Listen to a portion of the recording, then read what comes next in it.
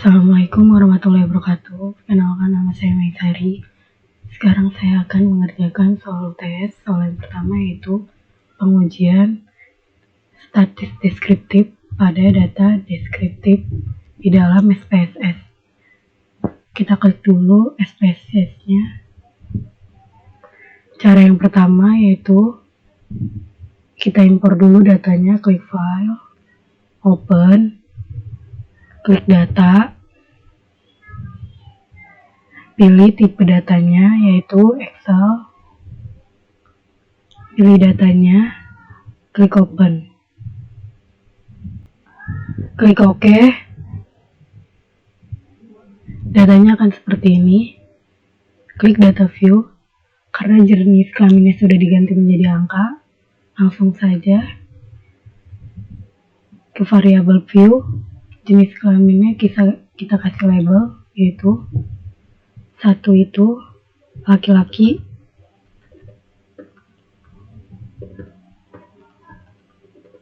klik add. Yang kedua itu perempuan, klik add. Setelah itu oke. Lanjut, saya akan mengubah data-data tersebut, data-data ini menjadi bentuk diagram, yaitu caranya klik graph, hasil dialog, klik bar, pilih bar chart. Pilih bar chartnya itu yang simple, sama yang data in chart itu yang summary for group of case. Klik define. Masukkan jenis kelamin ke kategori exist. Setelah itu klik OK. Lanjut lagi ke analyze. Lanjut lagi. Klik graph. Hasil dialog. Klik pie. Data in chartnya masih sama, summary for group of case. Klik define. Masukkan jenis kelamin ke define /by, klik OK. Lanjut, klik graph, hasil dialog, klik yang histogram. Lanjut, masukkan usia ke dalam variabel. Klik OK. Nah, seperti ini. Sekarang saya akan mendeskriptifkan data tersebut, yaitu klik analyze, deskriptif statis, klik deskriptif.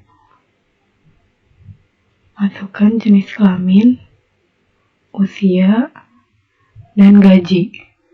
Klik OK.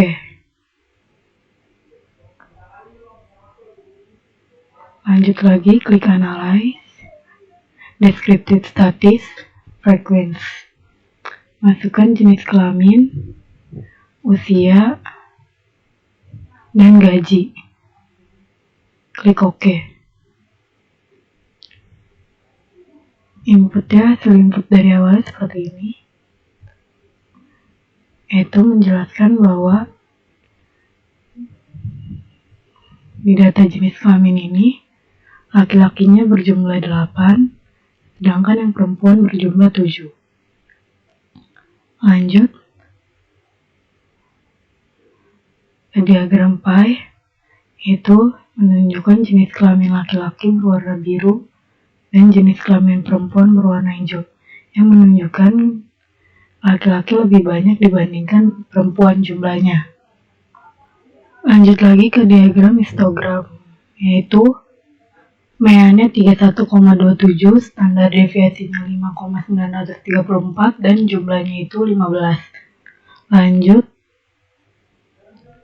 deskriptifnya itu jenis kelaminnya itu 15, minimumnya itu 1, maksimumnya itu 2, meannya 1,47, standar deviasinya 0,511, yang usia 15 jumlahnya, minimumnya 22, maksimumnya 39, meannya 31,27, standar deviasinya 5,934, yang gaji jumlahnya 15, minimumnya 160.000, maksimumnya 245.000, meannya 200.866,67, standar deviasinya 21.616,352.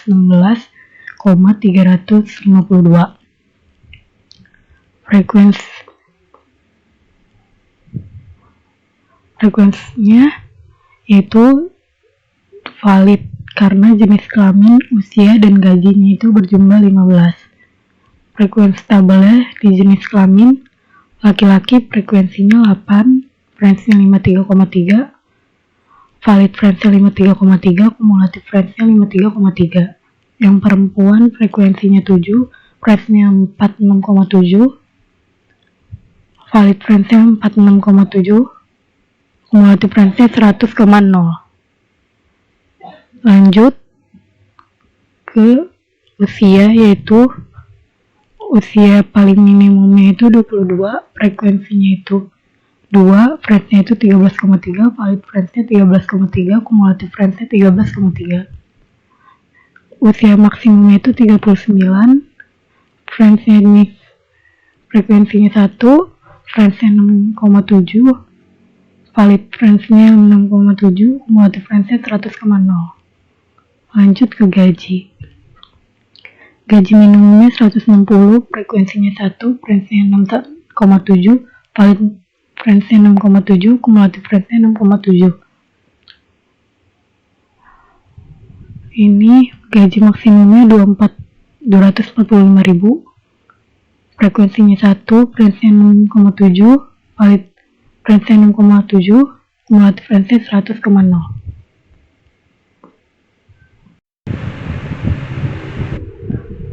Lanjut soal kedua, yaitu pengujian kualitas data pada data kuesioner primer. Pertama, kita impor dulu datanya, klik file, open,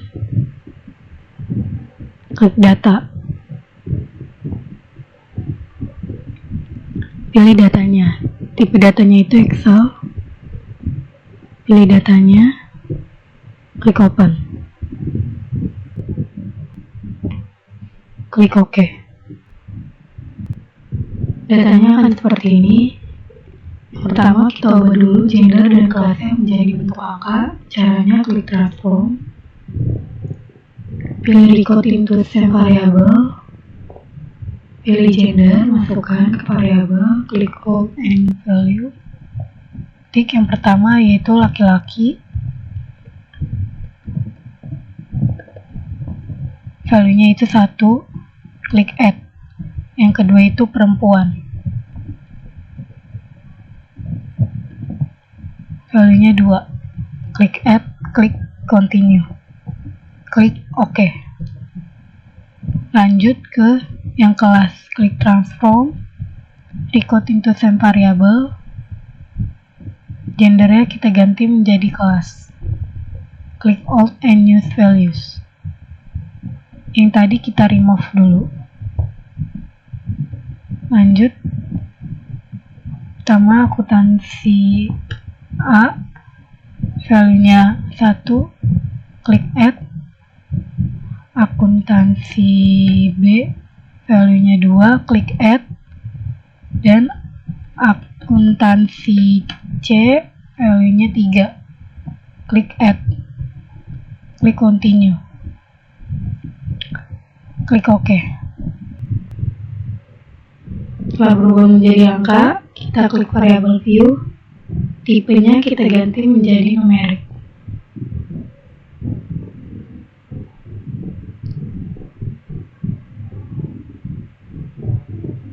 Selanjutnya dikasih value, yaitu di gendernya kita kasih label.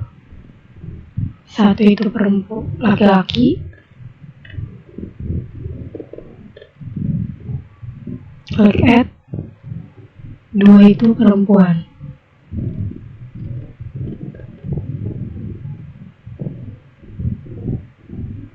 klik add, klik OK. Lanjut yang kelas juga dikasih label, yaitu yang pertama akuntansi A,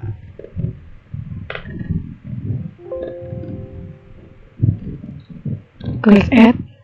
Kedua akuntansi B, klik add. Dan yang ketiga akuntansi C, klik add, klik OK. Setelah seperti ini, lanjut untuk pengujian kualitas datanya. Klik data view. Di sini terdapat data-data yaitu dari B01 sampai B06 itu adalah variabel X1. Lanjut ke M01 sampai M05 adalah variabel X2. Dan W01 sampai W07 adalah variabel independen atau variabel X. Lanjut untuk pengujiannya, klik Analyze, pilih Scale, Reliability Analysis. Kita masukkan variabel yang pertama, variabel X1-nya yaitu B01, B02, B03, B04, B05 sampai B06. Setelah itu klik statistik. Pilih descriptive for-nya itu scale if item deleted. Setelah itu klik continue. Setelah itu klik OK. Lanjut lagi untuk variabel kedua, klik analyze, pilih scale, reliability analysis. Yang ininya item X1-nya kita ganti jadi variabel X2, yaitu M01, M02, M03, M04, M05. Setelah itu klik statistik. Descriptive for-nya tetap sama scale if item deleted. Klik continue, klik OK. Lanjut ke variabel dan variabel yang ketiga itu scale, reliability analysis. Kita ubah dulu itemnya. Ganti ke item yang ketiga atau variabel yang ketiga itu W01, W02, W03, W04, W05, W06, W07. Setelah itu klik statistik. Masih sama itu scale item deleted. Klik continue, klik OK. Hasilnya seperti ini. Di case processing summaries, datanya ditunjukkan yaitu menunjukkan valid. Sedangkan di reliability statistik, core batch alpha-nya berjumlah 0,767, yang dimana data ini dikatakan reliable karena angkanya lebih dari 0,6. Lanjut ke item total statistik. Item ini diperoleh dari butir-butir pertanyaan yang total correlation-nya ini berjumlah 0,617, yang dimana lebih dari 0,3. Maka data ini dinyatakan valid. Lanjut ke variabel yang kedua, yaitu di case processing summaries-nya ini datanya dinyatakan valid, dan di variable statistiknya core batch alpha-nya berjumlah 0,818, yang dimana lebih dari 0,6. Maka data ini dinyatakan reliable. Dan di item total statistiknya ini total correlation-nya 0,592, yang dimana lebih dari 0,3. Maka data ini dinyatakan valid. Lanjut lagi ke variabel yang ketiga. Case processing summaries-nya ini valid, dan di reliability statistiknya ini core batch alpha-nya berjumlah 0,778, yang dimana lebih dari 0,6. Maka data ini dinyatakan reliable. Dan di item total statistiknya ini total correlation-nya berjumlah 0,451, yang dimana lebih dari 0,3. Maka data ini dinyatakan valid.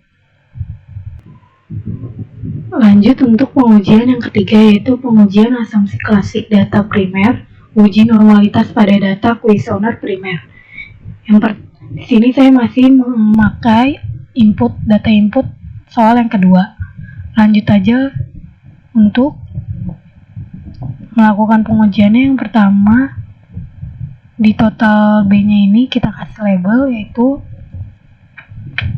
kemandirian belajar.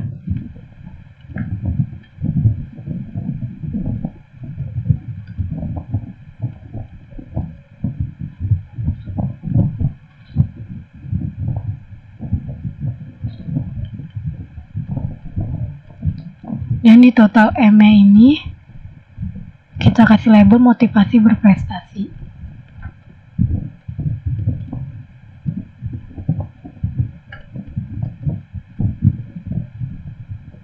Lanjut di total W-nya kita kasih label prestasi praktikum.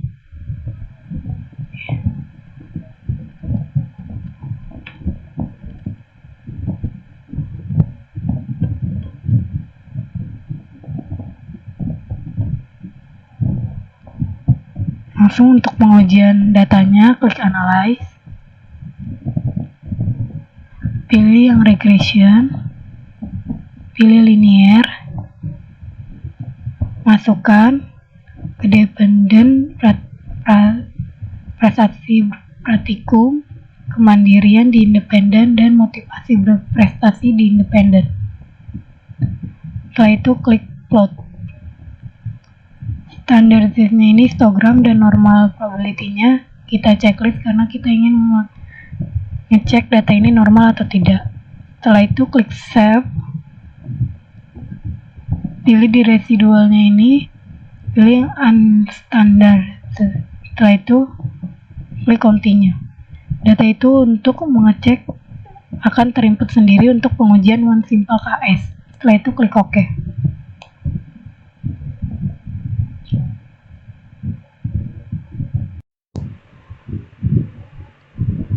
Ini hasil dari input yang tadi. Selanjutnya, untuk pengujiannya, yang ketiga itu pengujian One Simple KS. Yang pertama, klik Analyze, pilih Non-Parametric Test, pilih Negasil Dialog, pilih yang One Sample KS. Di sini kita masukkan data yang unstandard set ini. Setelah itu tes distribusinya kita checklist yang normal. Setelah itu pilih yang normal karena kita ingin menguji bahwa data ini diuji normalitas. Setelah itu klik OK. Datanya akan seperti ini. Lanjut untuk penjelasannya. Yang pertama itu grafik histogram, yang dimana data ini dinyatakan bentuknya normal karena diagram batang ini hampir semua masuk ke line garis secara kasat mata, maka dinyatakan bentuk ini normal. Lanjut ke diagram yang kedua. Di sini ada diagram PP plot, yang dimana terdapat garis diagonal dan titik-titik ini dinamakan titik responden. Yang dimana titik responden ini sudah mengikuti garis-garis diagonalnya. Maka data ini dinyatakan normal. Tetapi karena kedua data ini belum kuat untuk pengujian normalitas, maka dilakukan pengujian yang ketiga, yaitu pengujian One Simple KS, yang dimana nilai signifikan totalnya itu berjumlah 0,074, yang dimana ini dia lebih dari 0,05, maka dinyatakan normal, sehingga grafik-grafik yang di atas ini benar dinyatakan normal. Lanjut ke soal keempat, yaitu soal 4A, melakukan pengujian One Simple T-Test, yang dimana pengujian hipotesis AHO sama dengan nilai rata-rata berat badan mahasiswa EPBRC angkatan 2019 sama dengan nilai 55 kg, dan AH sama dengan nilai rata-rata berat badan mahasiswa FEBRC angkatan 2019 tidak sama dengan nilai 55 kg. Maka hipotesis yang terbukti adalah dengan melakukan pengujian parsial uji T dengan menggunakan nilai T hitung dan T tabel. Lanjut untuk pengujiannya, buka SPSS-nya. Di sini datanya sudah saya import. Langsung saja pengujiannya. Klik Analyze. Pilih Comparate Mean. Pilih yang One Sample T-Test. Masukkan berat badan ke tes variabel dan tes value-nya isi 55. Setelah itu oke.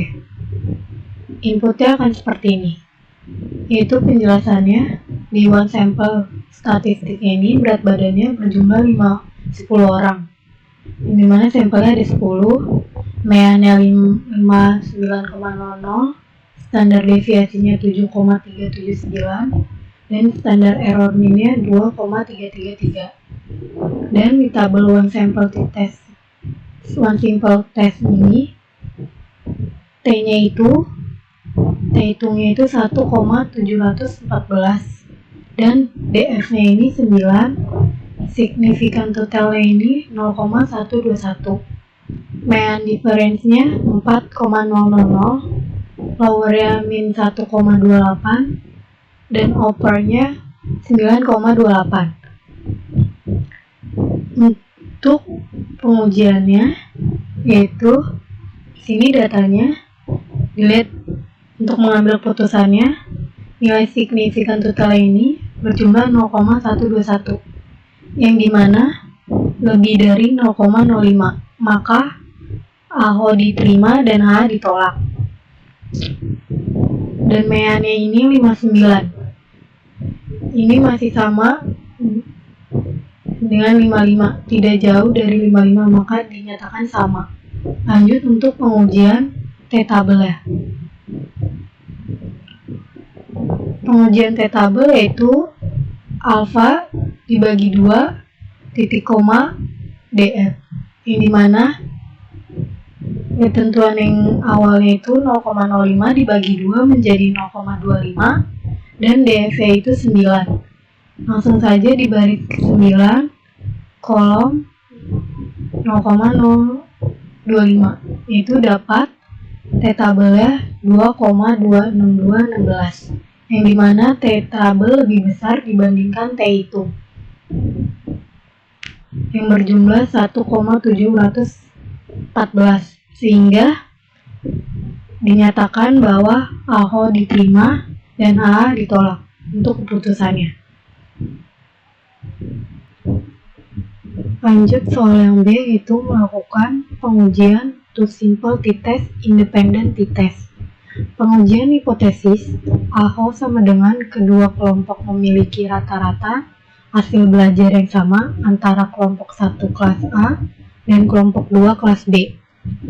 AH sama dengan kedua kelompok memiliki rata-rata hasil belajar yang berbeda antara kelompok 1 kelas A dan kelompok 2 kelas B. Maka hipotesis yang terbukti adalah melakukan pengujian parsial uji T dengan menggunakan nilai T hitung dan T-tabel. Lanjut ke SPSS-nya.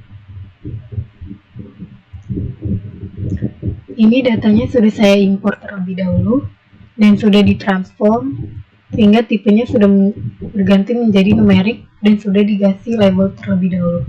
Lanjut untuk pengujiannya, klik Analyze, Comparate Mean, Independent, pilih yang Independent Sample t-test. Masukkan nilai ke tes variabel, sedangkan yang kelompok ke grouping variabel. Dan klik define grupnya, yaitu grup 1 itu untuk kelompok 1 dan grup 2 itu untuk kelompok 2. Klik 2 aja. Setelah itu continue, klik OK. Inputnya akan seperti ini. Penjelasannya yaitu di grup statistik, nilainya ada 2, yaitu kelompok tidak menggunakan Excel dan kelompok menggunakan Excel. Jumlahnya masing-masing 15. Mean untuk tidak menggunakan Excel yaitu 82,27. Standar deviasinya 7,658 dan standar error mean-nya 1,977. Yang menggunakan Excel, meannya 88,60, standar deviasinya 6,663 dan standar error mean-nya 1,720. Di sini terlihat bahwa rata-rata yang lebih besar yaitu menggunakan Excel, sehingga yang lebih bagus ini kelompok yang menggunakan Excel karena rata-ratanya lebih besar. Lanjut ke independent simple t-test. Di sini ada actual variance assumpsi dan actual variance not assumpsi. Di sini ada nilai F-nya 0,310 dan nilai signifikannya itu 0,582 dan T-nya itu min 2,416. DF 28, nilai signifikan totalnya itu 0,023. Sedangkan di actual variance not assumpsi-nya ini T hitungnya itu min 2,416, DF 27,475, signifikan total itu 0,023. Untuk hipotesisnya itu, dinilai signifikan totalnya itu di sini nilainya 0,023 yang dimana lebih besar dari 0,05. Maka dinyatakan alfa diterima dan H ditolak. Sekarang pengujian untuk T-tabel. Di sini T hitungnya ini min 2,416. Yang dimana T-tabel ini rumusnya A alfa dibagi 2 titik koma DF. Langsung saja ke T-tabelnya. Yang dimana standarnya itu 0,05 untuk alfanya dibagi 2 yaitu jadinya 0,025 dan DF-nya itu jumlahnya 28. Langsung saja untuk baris ke-28 ke 0,25 dapat untuk T tabelnya yaitu 2,04841.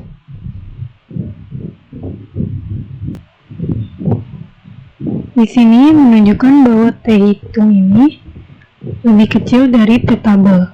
Maka di sini bisa dijelaskan bahwa AH diterima dan HH ditolak. Lanjut ke soal yang C, yaitu melakukan pengujian simple t-test, pipet, t-test, yang dimana pengujian hipotesis AH sama dengan tidak ada perbedaan rata-rata berat badan sukarelawan mahasiswa Yarsi dari sebelum diberi obat dengan sesudah diberi obat, dan HH sama dengan ada perbedaan rata-rata berat badan sukarelawan mahasiswa Yarsi dari sebelum diberi obat dengan sesudah diberi obat. Maka hipotesis yang terbukti adalah yaitu melakukan pengujian uji T dengan menggunakan nilai T hitung dan T tabel. Lanjut ke SPSS-nya. Datanya ini sudah saya import terlebih dahulu. Untuk pengujiannya langsung saja itu klik Analyze, pilih Comparate Mean, pilih yang Paired Sample t-test, masukkan berat badan yang sebelum diberi obat ke variabel yang pertama dan variabel sesudah diberi obat masukkan ke variabel yang kedua.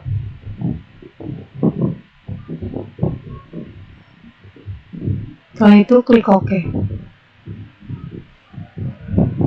Inputnya akan seperti ini.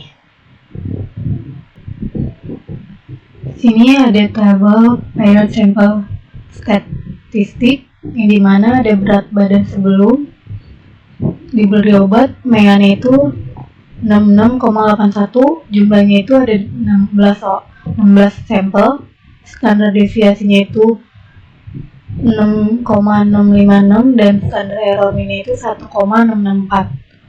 Yang kedua, berat badan sesudah diberi obat, meannya itu 61,94, jumlahnya itu 16, standar deviasinya itu 6,403, standar error mean itu 1,601. Lanjut ke paired sample correlation.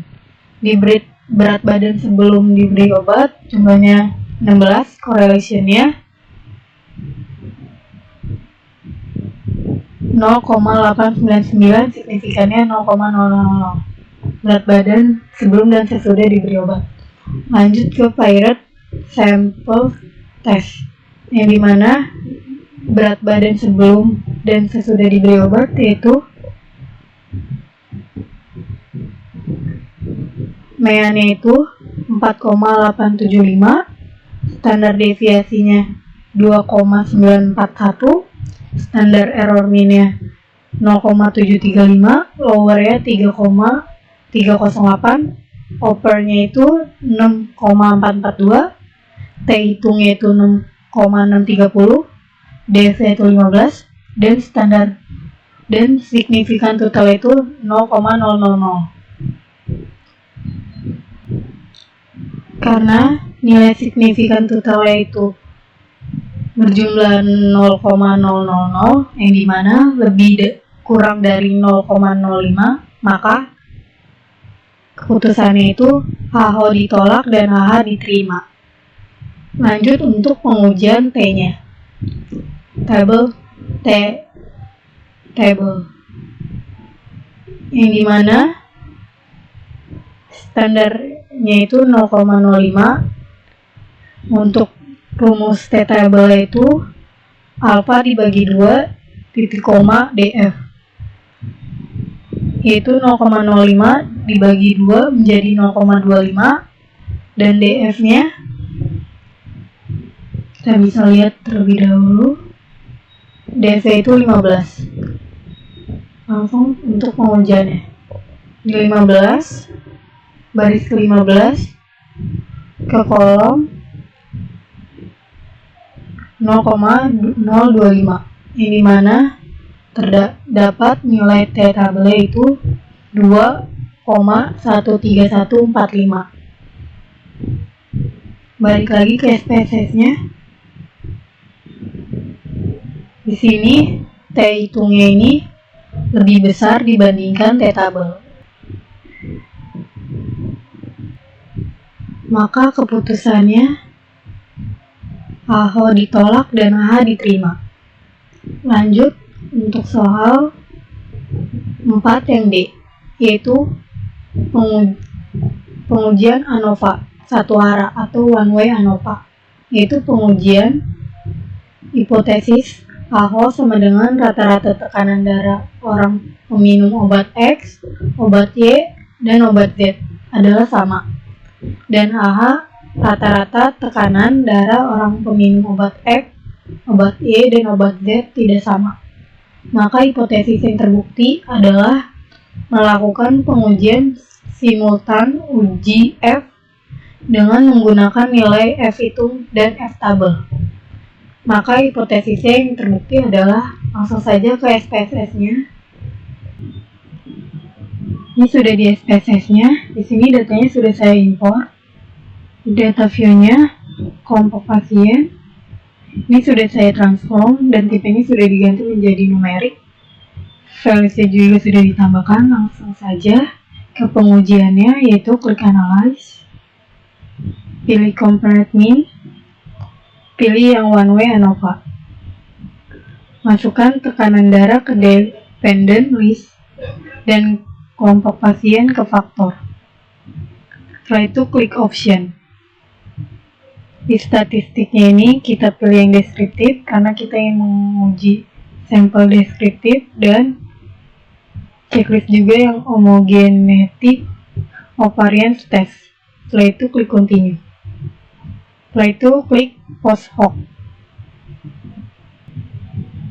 Setelah itu kita checklist yang Bonferroni dan Tukey. Dan di significance levelnya ini tetap 0,05. Setelah itu klik continue, klik OK. Hasil outputnya akan seperti ini. Untuk penjelasannya, yaitu di deskriptifnya ini, obat X dengan jumlah peminumnya itu 7 orang, obat Y 7 orang, dan obat Z 7 orang, sehingga jumlahnya 21. Obat X, MEA-nya itu 1 125,00, obat D 125,00 meannya, dan obat Z 152,14. Dengan standar deviasi obat X-nya itu 10,801 dan standar deviasi obat Y itu 12,583 dan standar deviasi obat Z-nya itu 15,507. Obat X minimumnya itu 110 dan maksimumnya itu 140. Obat Y minimumnya 105 dan maksimumnya 140. Obat Z itu minimumnya 130 dan maksimumnya itu 175. Lanjut ke tes of homogeneity covariance. Di level statistiknya ini 0,352, DF1-nya itu 2, DF2-nya itu 18, dan nilai signifikannya itu 0,708. Lanjut ke uji yang ANOVA. Di Badland Group-nya ini, sum of square-nya ini 3438,092, DV2 meannya 1719048, F-nya 10,005. Nilai signifikannya itu 0,001. Di weight in grupnya ini, sum of square-nya itu 3092,857, DV itu 18, mean square-nya itu 171,825, total itu 6530,952 dan DV itu totalnya 20. Karena nilai signifikannya ini lebih dari 0,05, maka dinyatakan data ini dinyatakan sama atau homogen. Untuk pengujian ANOVA-nya itu nilai signifikannya itu kurang dari 0,05, maka dinyatakan AHO ditolak dan AH diterima. Maka dapat disimpulkan bahwa ketiga obat tersebut memiliki pengaruh-pengaruh yang berbeda di setiap kandungan obatnya itu. Lanjut, di sini ada nilai F hitungnya. Untuk itu langsung saja ke pengujian F tabel. Di sini dimana rumus F tabel itu yaitu DF pembilang dibagi dengan D penyebut, yang dimana D pembilangnya itu 2 dan D penyebutnya itu 18. Langsung saja tuh baris kolom kedua, baris ke-18, yaitu dapat 3,55, yang dimana 3,55 ini karena F tabelnya itu lebih kecil dibandingkan F hitung, maka F hitungnya itu lebih besar dari F tabel. Maka hipotesis yang diambil yaitu AH, yang dimana minum obat X, obat Y, dan obat Z itu memiliki perbedaan, sehingga memberikan efek yang berbeda kepada tekanan darah setiap peminumnya. Untuk yang posoknya ini, obat X dan obat Y, di sini nilai signifikannya yaitu 1,000, yang dimana lebih dari 0,05, maka tidak terjadi perbedaan yang signifikan, sehingga tidak terdapat tanda bintang. Sedangkan di obat Z ini nilai signifikannya itu 0,003, yang menunjukkan bahwa kurang dari 0,05. Maka di meannya ini terdapat tanda bintang. Sehingga perbedaan peminum obat-obatan pasien meminum obat-obatan tersebut memiliki perbedaan yang signifikan. Lanjut ke homogeneous subset, yaitu di tekanan darah. Di sini obat X berjumlah 7 orang, obat Y berjumlah 7 orang, dan obat Z berjumlah 7 orang. Dengan subset for alfanya itu sama dengan 0,05, itu yang satu itu obat X 125,00 dan obat C 125,00. Sedangkan di obat Z ini ada di kolom yang kedua berjumlah 152,14. Maka dapat disimpulkan bahwa pasien peminum obat X dengan pasien peminum obat Y ini memiliki kesamaan, sedangkan pasien peminum obat Z ini memiliki ketidaksamaan terhadap pasien obat X dan obat Y. Sekian dari saya. Wassalamualaikum warahmatullahi wabarakatuh.